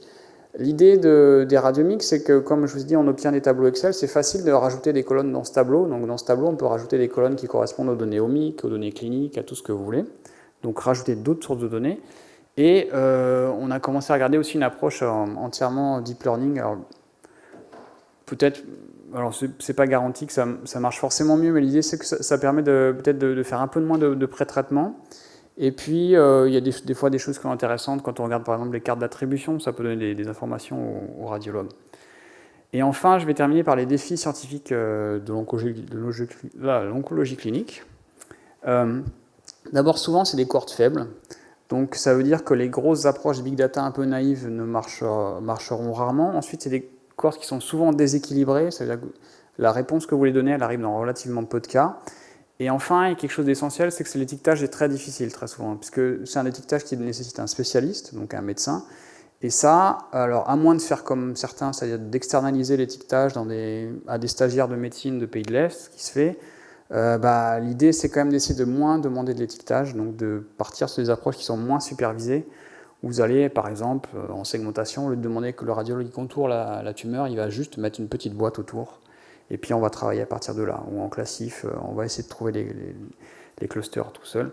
Et les vrais défis, c'est si on veut aller vers le suivi de la maladie clinique, c'est-à-dire qu'il y a un aspect temporel qui est rarement pris en compte. Donc là, on a 2 examens, mais on pourrait imaginer qu'on suit le patient de façon plus précise. Alors, par exemple, si on a des marqueurs sanguins dans certaines pathologies, ça veut dire que vous allez coupler différentes échelles temporelles et vous allez coupler des modèles potentiellement mécanistiques, donc qui expliquent ce qui se passe, avec des méthodes un peu statistiques. Donc là, c'est quelque chose sur lequel on travaille beaucoup. Et enfin, la question, c'est le transfert clinique, qu'est-ce que ça peut donner? Tant qu'on n'a pas vraiment maîtrisé ces incertitudes, ces problèmes de robustesse, et aussi il faut des algorithmes qui soient relativement agiles, parce que vous ne voulez pas non plus que si vous changez l'IRM, qu'il faille tout refaire, donc il faut des algos qui s'ajustent facilement. Et voilà, le gros bémol, c'est que pour l'instant, en routine clinique, il n'y a pas grand-chose qui sort de toutes ces approches IA qui soit pertinent, à part peut-être pour la segmentation. Même les gros acteurs n'arrivent pas à faire sortir de trucs très très convaincants, donc il y a encore énormément de choses à faire. Voilà. Merci.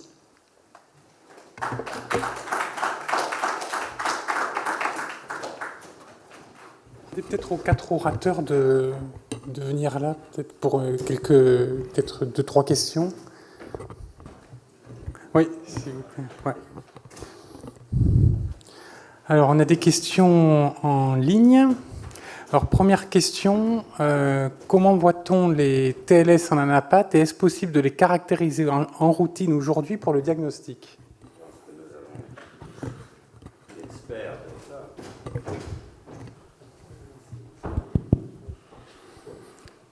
Tout à fait, effectivement, comme l'a dit M. Friedman, on est en train de travailler sur les aspects translationnels de sa grosse étude.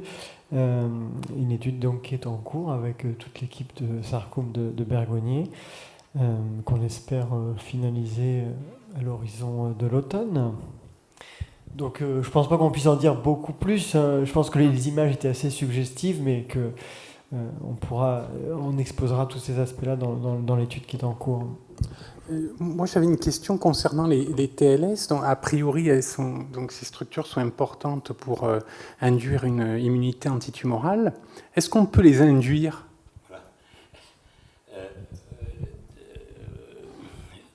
Alors, il y a différentes façons. La réponse est oui. La réponse est oui, et j'allais dire qu'on peut les induire sans le faire exprès. Par exemple, il y a plusieurs papiers qui ont montré que dans les succès, il y a eu des vaccins qu'on appelle avec du GM-CSF et dans le cancer du col et des épitopes de HPV. Et là où il y a eu une réaction immunitaire et une régression de la tumeur, il y a eu induction de TLS, par exemple. D'autres approches de ce type, sous immunothérapie, on induit des TLS. Nous avons travaillé avec Michael Emayer dans le mélanome. Si on traite des mélanomes CTLA4, on induit des TLS. Donc ça, c'est une réponse, bien sûr, indirecte à la chose.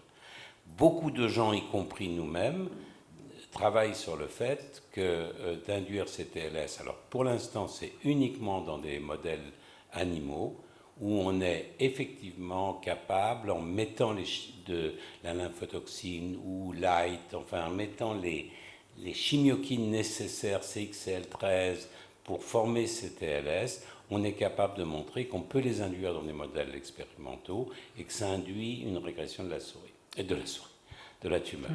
Alors nous, ce qu'on essaye en plus, c'est d'en fabriquer ex vivo chez l'homme, dans un truc 3D, à 3D, quitte à éventuellement s'en servir comme moyen, entre guillemets, vaccinal. C'est-à-dire que si on a des antigènes, si on peut fabriquer l'organe ex vivo et le réinjecter, eh ben, à ce moment-là, on n'a même pas peut-être besoin de retourner au site de la tumeur. Ça va être un système d'engagement de la réaction immunitaire qui ensuite va aller au site de la tumeur. Il y a une question dans la salle. Oui, je vous entendrai mieux. Dans le cours de prognostic, vous avez montré que la présence de B-high, PD-1 low ne marchait pas. Est-ce que c'est des cellules qui marquent, qui sont en fait doublement positives, donc les birégulatrices ou les B10? Non, je ne sais pas, car ce sont des signatures. Ouais. Donc tout ce que je sais, c'est que lorsque j'associe la signature BI avec PD1, la signature PD1, j'ai high ou low, j'ai cet effet. Ce que nous n'avons... nous commençons d'ailleurs à regarder les différents types de lymphocytes B dans les différents endroits et les marqueurs qu'ils peuvent avoir, mais dans les courbes que je vais vous montrer, je ne peux pas vous affirmer que c'est la même cellule qui exprime les deux. Oui, et la suite à cette question, c'est votre tableau avec les pronostics. Le seul qui sort du groupe, c'est les hépatocellular carcinomes. Vous pouvez commenter pourquoi les TLS pourront, est-ce qu'ils induisent une immunotolérance plus prononcée dans le foie, par exemple? Je ne suis pas sûr. Je pense que c'est une règle générale. Il se trouve que nous avons travaillé avec Julien Calderaro dans le foie, et en particulier, pourquoi est-ce et qu'un autre groupe, le groupe d'Eli Pekarski, a travaillé aussi dans le foie en Israël et à San Diego. L'avantage du foie, c'est qu'on a, je n'ai pas eu le temps de le montrer, mais c'est très joli, on a accès à des lésions précancéreuses, les low-grade dysplasia, les high-grade dysplasia, les early HCC, etc. Et quand nous ou les autres ont fait cette étude, on voit que dès les low-grade dysplasia, on voit la formation de TLS qui se fait, sauf que ces TLS sont des TLS immatures. Ils n'ont pas de centre germinatif, ils n'ont pas de cellules réticulaires de FDC, ils n'induisent pas de prolifération B. En revanche, ils induisent un micro-environnement qui est un micro-environnement inflammatoire, immunosupprimé, avec PD-L1 qui se met à monter, les molécules d'exhaustion qui sont exprimées, PD-1 qui se met à monter, etc. Et la tumeur progresse, et même ce qu'a montré Eli Pekarski, c'est que les progéniteurs des cellules malignes se cachent dans ces TLS immatures et sont protégés, elles servent de niche. Puis ensuite, on les voit descendre, et au stade HCC full blanc, on voit apparaître des TLS matures. Et ces TLS matures, je vous les ai montrés, eux, ils sont de bons pronostics. Je prends le pari que ce qu'on a pu voir dans le foie, puisqu'on peut avoir des foies où on a ces différents stades qu'on peut regarder, on le verra dans un col, on le verra dans d'autres tumeurs aussi. Une question. Donc la fonction principale des B, c'est la production des anticorps. La fonction principale des centres germinatifs, c'est la formation des anticorps à haute maturité. Donc je me demandais s'il y a des relations entre la présence d'anticorps dans les patients et ces centres germinatifs et les B en fait. Voilà. Ou pas du tout, ou la B a une autre fonction dans ce cas-là. Alors là encore, pour l'instant, il y a... Donc la réponse c'est oui, on peut... Nous avons publié dans le cancer du poumon que si on sort ces lymphocytes B, qu'on leur donne un petit peu Strepta, qu'on les polyclonalise un petit peu, et qu'on teste le surnageant sur toute une série d'antigènes associés aux tumeurs, l'âge, NYSO1, etc., tout un groupe de tumeurs, on trouve des IgG et des IgA. Et que quand on regarde dans le plasma, vis-à-vis dans un certain nombre de cas, lorsqu'il y a les TLS, disons 40% des tumeurs, et on retrouve les mêmes dans le plasma de ces patients. Donc c'est vraiment des anticorps qui sont produits. Le groupe de Fran Bolk, lui, il a montré pareil, la même chose dans le cancer de l'ovaire, où il y a véritablement une production d'anticorps. Alors à chaque fois, on trouve des IgG et des IgA, et c'est probablement intéressant parce que l'IgA est probablement plutôt un anticorps immunorégulateur, suppresseur, alors que l'IgG est probablement plus associé à une ADCC, ADCP, etc. Mais donc, la réponse est oui, on peut démontrer la production d'anticorps. Alors maintenant, ce qu'on essaye de faire, c'est plus difficile, c'est de voir sans rien faire s'il y a... Parce qu'il y a aussi une oligoclonalité de ces lymphocytes B dans ces centres germinatifs.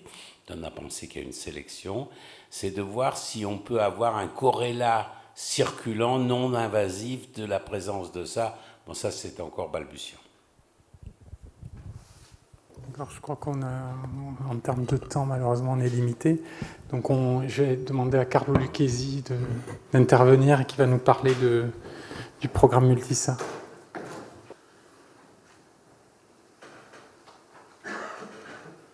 Ok, parfait. Bonjour à tous et à toutes. Donc, je m'appelle Carlo Lucchesi, je suis bioinformaticien à l'Institut Bergonié. Je suis coordinateur de la partie bioinformatique du protocole Multisarc, dont je veux vous parler du rôle de la bioinformatique. Et aussi, je vais, dans un moment, parler de la vision de l'application de ces méthodes bioinformatiques à des démarches, des analyses en vie réelle dans la médecine de précision. Alors d'abord, qu'est-ce que c'est Multisarc? Donc Multisarc, c'est un protocole clinique randomisé, participé par à peu près 16 centres hospitaliers. Donc c'est un protocole qui vise à cibler les sarcomes en état avancé, des soft tissue sarcomes en état avancé. Ils sont prévus à ce moment à peu près 1 millier de patients dans le protocole.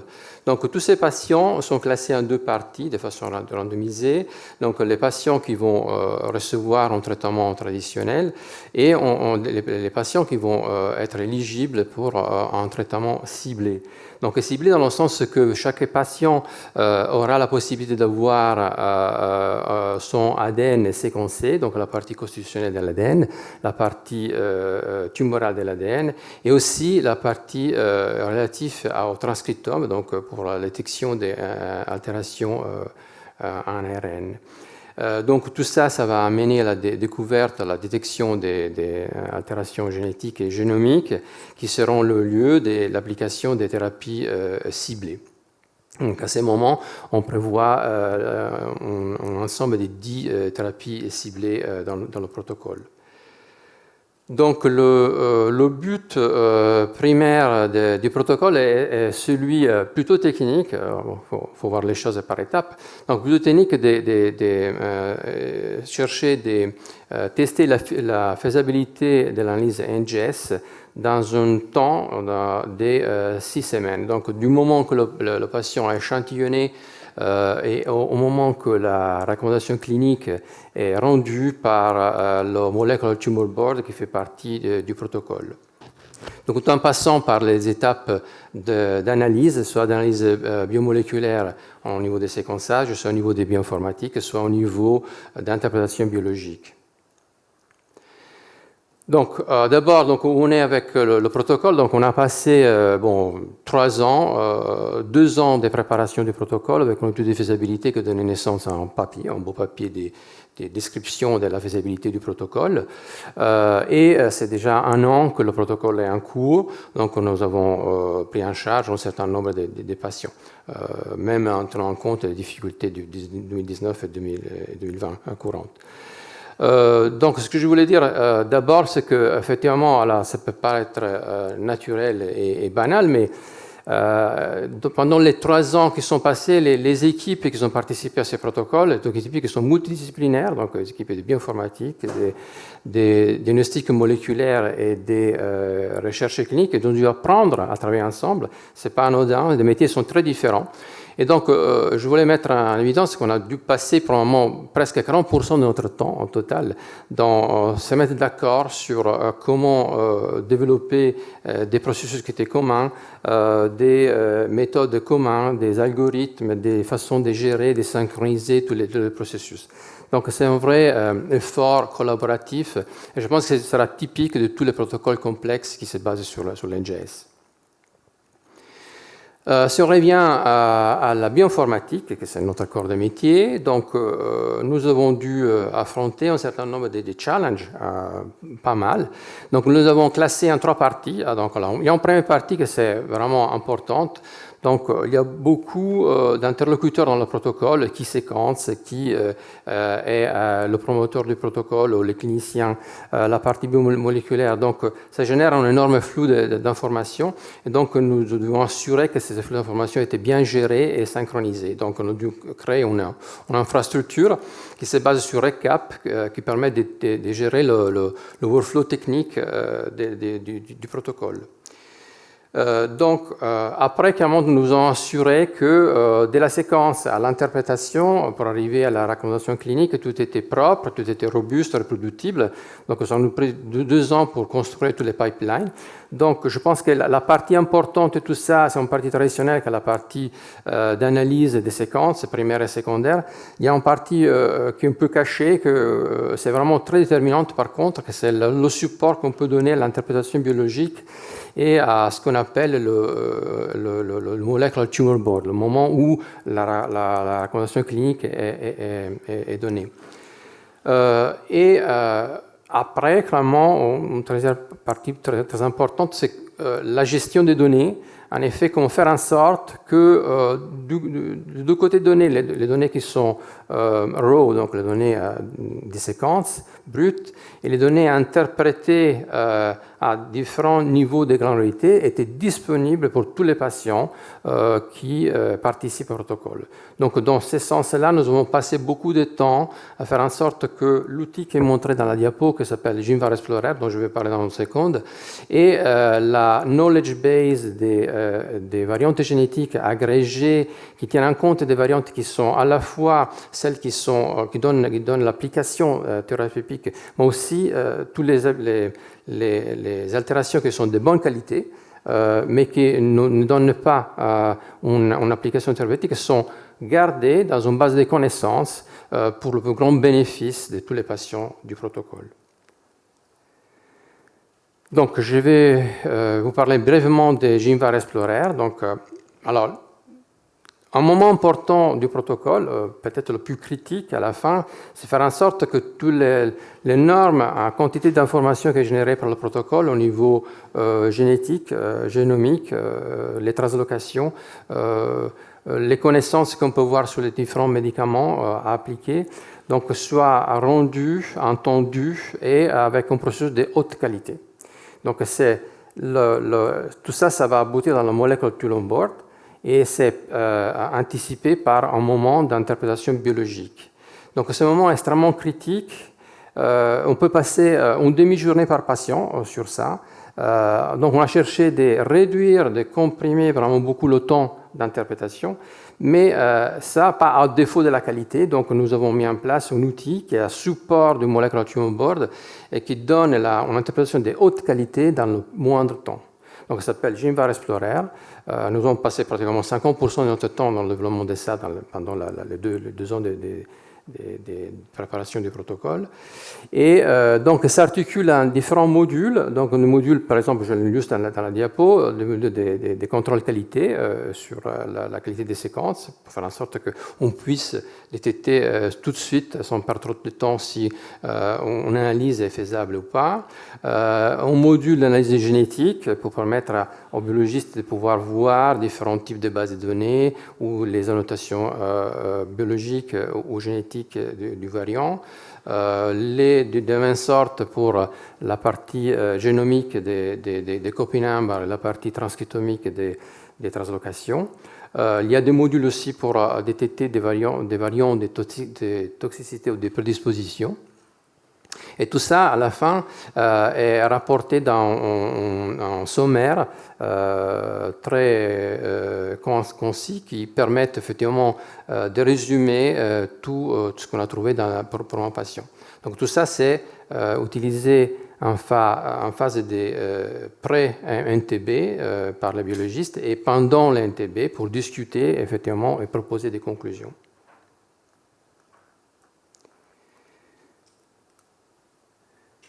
Donc, je vais dire maintenant brièvement un peu ce qu'est l'expérience qu'on a développée pendant toutes ces périodes.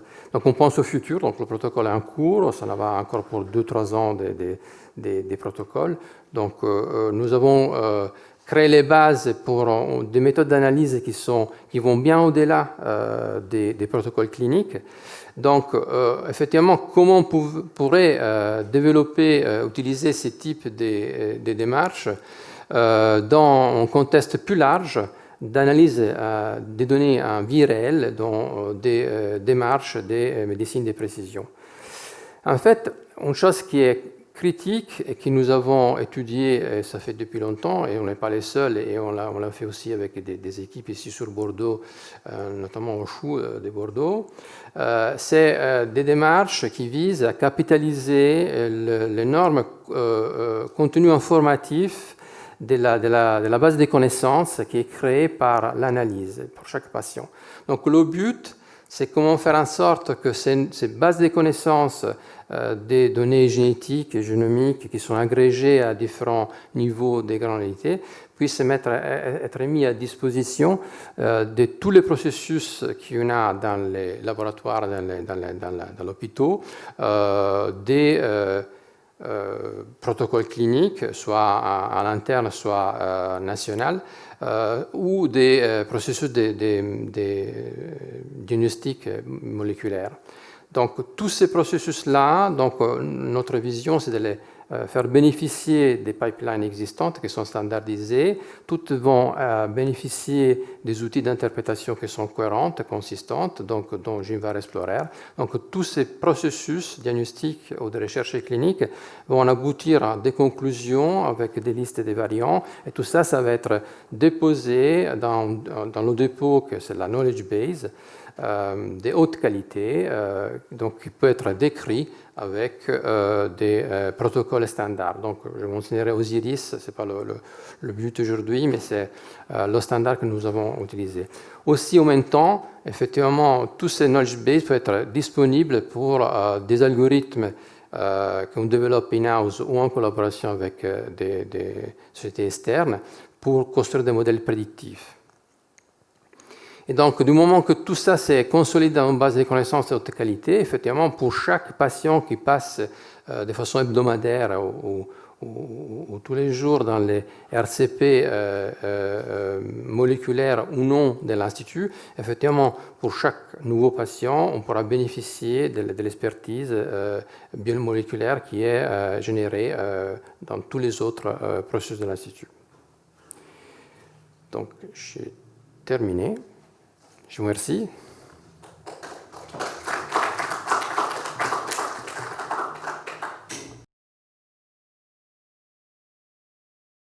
Donc, bonjour à tous et toutes. Donc merci de m'avoir invité pour vous présenter l'étude ETIOSARC.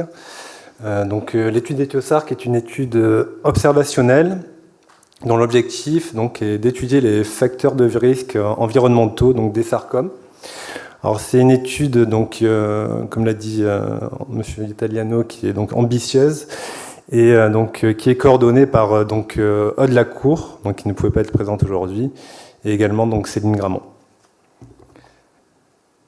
Donc je vais vous présenter, je vais essayer de tenir le délai de 5 minutes qui m'avait été accordé. Je vais passer très rapidement sur des éléments scientifiques. L'étiologie des sarcomes, comme ça a déjà été dit, est encore peu connue. Et les données de la littérature disponibles actuellement sont discordantes, pour deux raisons. Parce que les publications actuelles considèrent le sarcome comme une seule entité, ce qui est problématique compte tenu qu'il existe, comme ça a déjà été dit par Monsieur Loarer, plus d'une centaine d'histologies, dans la dernière publication publiée de l'OMS.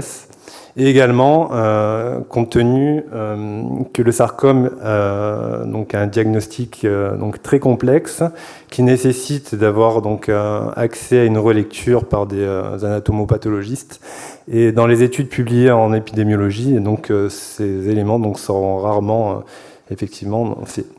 La revue de la littérature que nous avons fait dans l'équipe, comme ça a déjà été dit par professeur Italiano, il y a de nombreux facteurs, quelques facteurs environnementaux qui sont effectivement classés comme cancérogènes, connus, comme les radiations ou le chlorure de vinyle.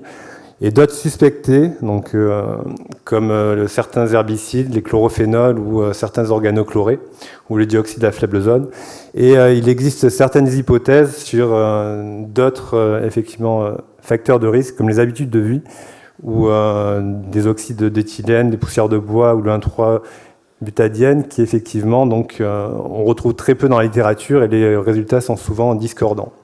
Un autre élément qu'on a pu voir dans cette revue de la littérature, c'est qu'il n'y a pas d'études qui portent donc sur des interactions éventuelles gènes-environnement, alors qu'on sait que l'environnement peut jouer effectivement dans l'activation de certains gènes et effectivement conduire à l'apparition donc, de maladies chroniques. Donc pourquoi une étude étiologique française? Alors on a un contexte effectivement qui est très favorable en France. Donc, puisqu'on bénéficie donc, des réseaux anatomopathologiques et cliniques, donc les réseaux NETSARC, REPS et RESOS. Mais également, nous avons donc les registres FRANCIM qui permettent d'enregistrer donc, sur une zone géographique donc, définie l'ensemble effectivement des tumeurs, donc des sarcomes. Et au niveau local, on a également une expertise épidémiologique donc, des cancers avec effectivement donc, une équipe, donc l'équipe Epicène, qui est spécialisée dans la caractérisation des expositions environnementales. Donc l'idée, donc, à partir de cette étude, est donc, de pouvoir recueillir un nombre important donc, de cas pour réaliser donc, des analyses par sous-type histologique jusqu'à probablement aussi des analyses moléculaires avec donc effectivement avec une certitude donc que ce soit bien un sarcome et pas comme ça a déjà été fait donc, dans des études dans la littérature. Donc l'objectif principal de cette étude donc c'est vraiment d'explorer le rôle des habitudes de vie des facteurs environnementaux et professionnels dans la survenue des cas donc, de sarcome de l'adulte. Donc ceci, donc je parle exploratoire parce qu'effectivement il y a très peu d'études qui ont mis en évidence des facteurs de risque, et ce à plusieurs niveaux, donc à la fois au niveau donc anatomique, donc du sarcome, mais également à un niveau plus fin, donc au niveau de certaines associations donc, qui pourraient être faites sur certaines histologies, donc les plus fréquentes, mais également sur les profils donc d'altération moléculaire, comme ça a déjà été commenté par M. Loaer, sur la génétique simple versus génétique complexe. Donc, dans cette étude, donc, on est vraiment sur l'étude donc, des facteurs dans l'entrée dans la maladie.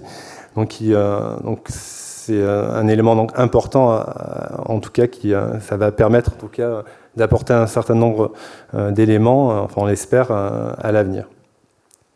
Et donc un élément important, donc c'est ce qu'on va pouvoir réaliser également des études donc avec des interactions donc comme j'expliquais tout à l'heure environnementales et génétiques, donc avec puisque cette étude prévoit une collection biologique avec donc pour chaque patient et chaque témoin des prélèvements salivaires qui sont réalisés. Donc, comment est évalué finalement l'exposome, parce que cette étude a déjà été lancée donc, en 2019. Donc, l'exposome est évalué à l'aide d'un questionnaire et d'auto-questionnaires, donc qui sont administrés donc par des enquêteurs. Cet exposome donc est regroupé dans 6 thématiques qui sont donc affichées donc à l'écran. Donc, ils vont donc de l'évaluation donc de l'exposition professionnelle, l'exposition domestique, les modes de vie, les antécédents médico-personnels, les antécédents médicaux de cancer et également donc, la santé de la femme. Donc un rapide donc, état des lieux des inclusions donc, dans cette étude. Donc là, vous avez une carte de la France. Donc, les financements actuels nous ont permis d'inclure donc, 7 zones géographiques sur les 15 qui étaient prévues initialement. Donc les zones géographiques, c'est celles qui sont affichées en bleu à l'écran, donc du bleu clair au bleu foncé. Donc c'est des centres qui ont été inclus sur l'année 2019. Donc actuellement, où on en est dans l'étude, en termes d'enquête cas témoins, donc on a donc 384 cas qui ont été inclus, 379 qui sont éligibles à l'enquête. Nous avons donc 143 cas qui ont déjà été enquêtés, 126 qui sont en attente de consentement. Donc au final, on a un taux de participation donc, qui est d'environ 55-60%, donc ce qui est un très bon taux de participation pour effectivement des études épidémiologiques. Avec, pour les prélèvements en tout cas biologiques, donc chez les patients, et à chaque fois chez les témoins, donc d'environ 95%. Associé à ça, donc il y a déjà des enquêtes qui ont été faites sur 146 témoins, avec 150 enquêtes qui sont en cours. Donc nous attendons dans cette étude environ 2500 cas et 5000 témoins, donc 2 témoins par cas. Donc je voulais remercier l'ensemble des équipes qui sont associées à ce projet, il y en a 6 au total, et également les soutiens financiers qui sont l'INSERM, l'INCA et le CIRIC Prilio. Donc Etiosac fait partie effectivement d'un work package donc, du CIRIC dans le projet de recherche IMS. Merci.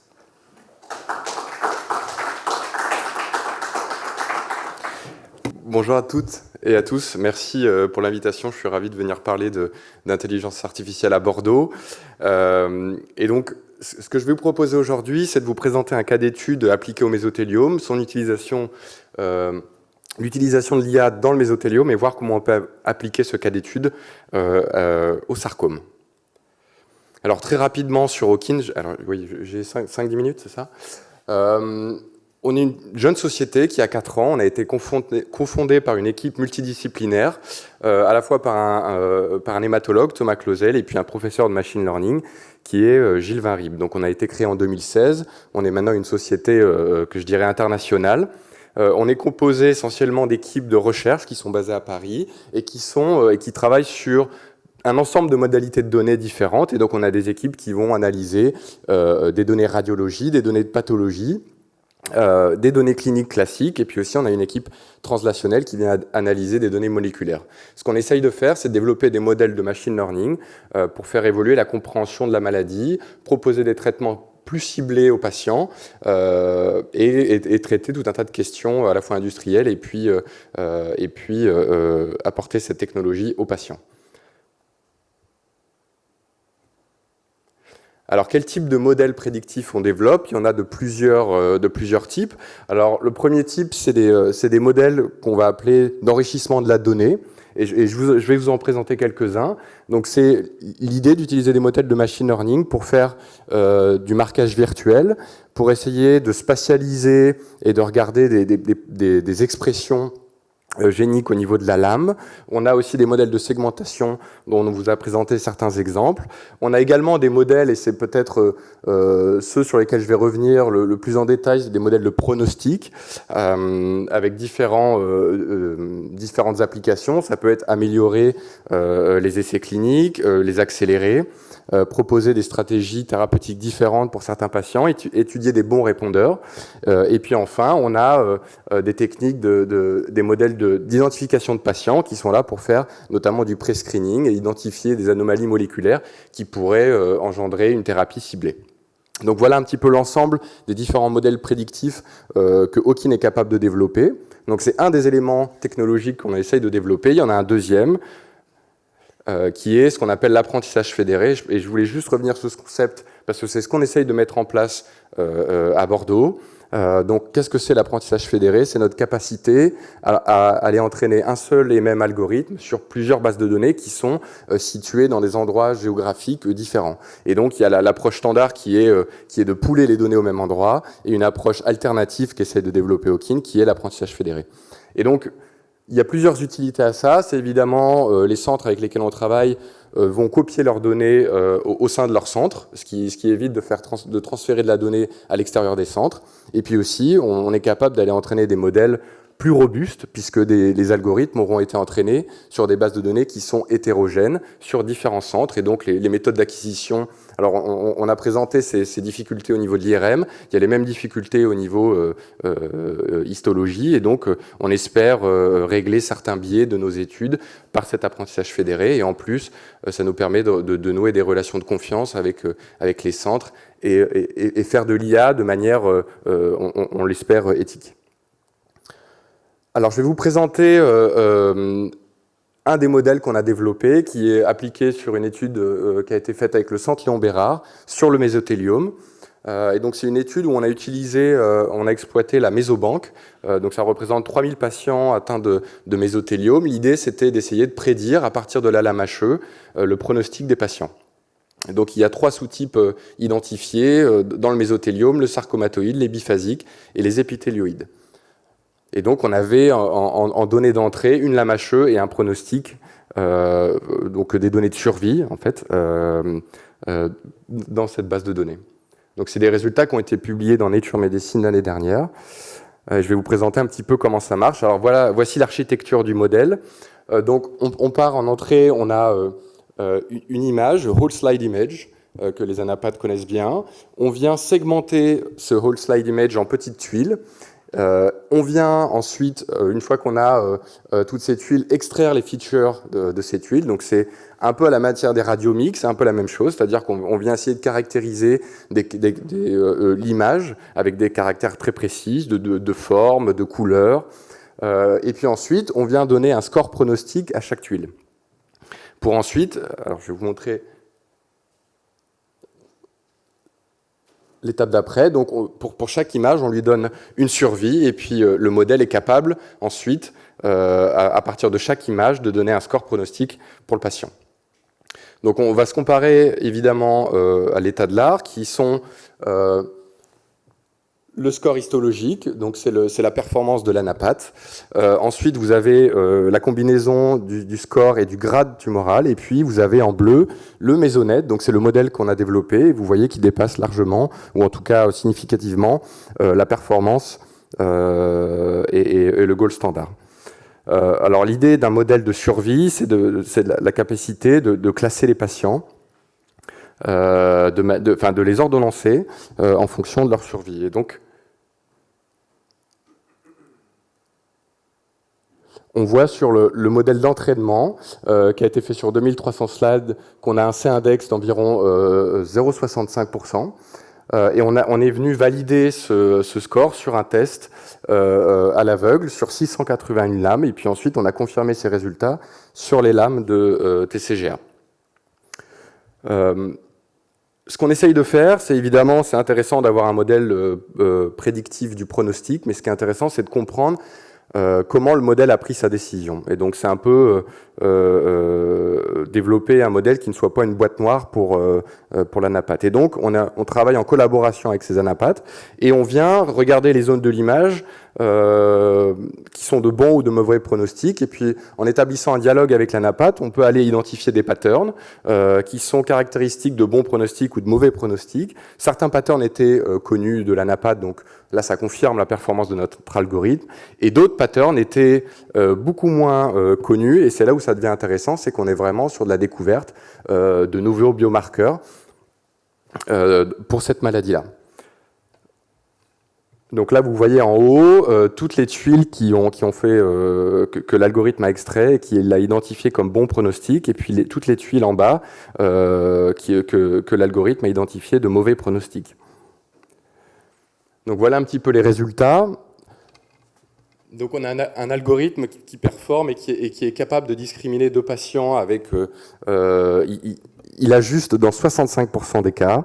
C'est des données ou des résultats qui sont relativement robustes puisqu'on allait les valider de manière indépendante sur d'autres cohortes. Et ce qui est intéressant, c'est que la plupart des tuiles qui étaient de mauvais pronostics, de manière assez surprenante, étaient situées plutôt dans le stroma. Donc ça, c'est une des nouveautés qu'a apporté cette étude. Et puis ensuite, l'anapathe a pu identifier certains patterns, et notamment les cellules pléomorphiques avaient un fort poids pronostic pour les patients avec une mauvaise survie. Si on va un petit peu plus loin, c'est un peu le so what de cette étude, c'est comment on utilise ces résultats et comment on vient les améliorer. Et donc, on a développé un autre outil dans un papier qui a été publié dans Nature Communication assez récemment, qui s'appelle, et c'est un modèle qu'on a appelé HE2RNA, donc tout est dans le titre, hein, et c'est en fait, on a utilisé des données de TCGA où on avait à peu près 8000 lames HE et puis les profils transcriptomiques associés. On a entraîné nos modèles afin de pouvoir prédire à partir du lame HE les profils transcriptomiques des patients.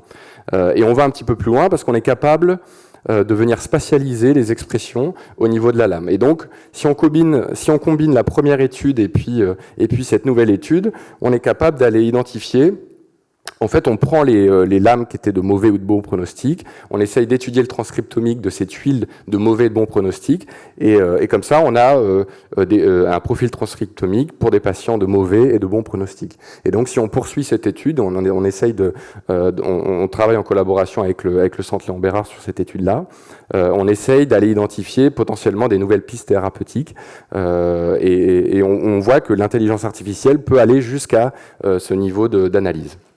Donc, je trouve ça très intéressant et on va essayer d'appliquer cette méthodologie sur l'étude des sarcomes avec l'Institut Bergonié. Donc, on reprend rapidement les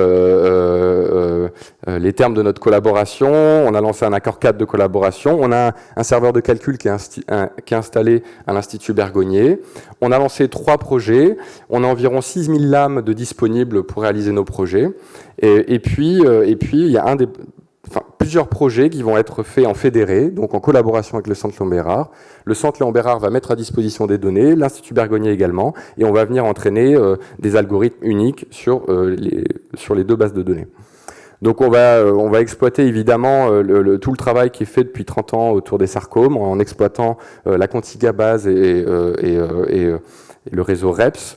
Sur différents sous-types de sarcomes, alors on essaye d'avoir une approche assez globale et avec plusieurs questions médicales. Alors j'en dévoile pas trop ici, mais on va travailler sur plusieurs sous-types. Les sarcomes à translocation récurrente, les GIST, les SGC, les sarcomes à génomique complexe. On va travailler sur la différenciation lipome et liposarcome. Et puis, comme le mentionnait le professeur Italiano, on va travailler également sur les sarcomes traités par chimiothérapie, en espérant que ça apporte des résultats assez rapidement. Donc j'espère pouvoir être invité l'année prochaine et présenter des résultats sur cette étude. Voilà, et pour finir, alors François, on a à peu près la même photo.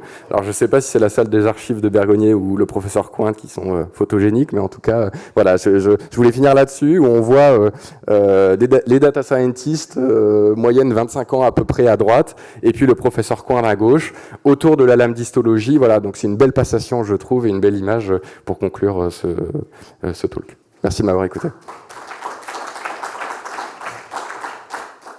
Je pense qu'on a eu une belle session. Je voulais remercier tous les orateurs pour leur présentation. Je pense qu'on a appris tous pas mal de choses. Et donc, je pense qu'il y a un break, c'est ça ? On enchaîne. Merci à tous.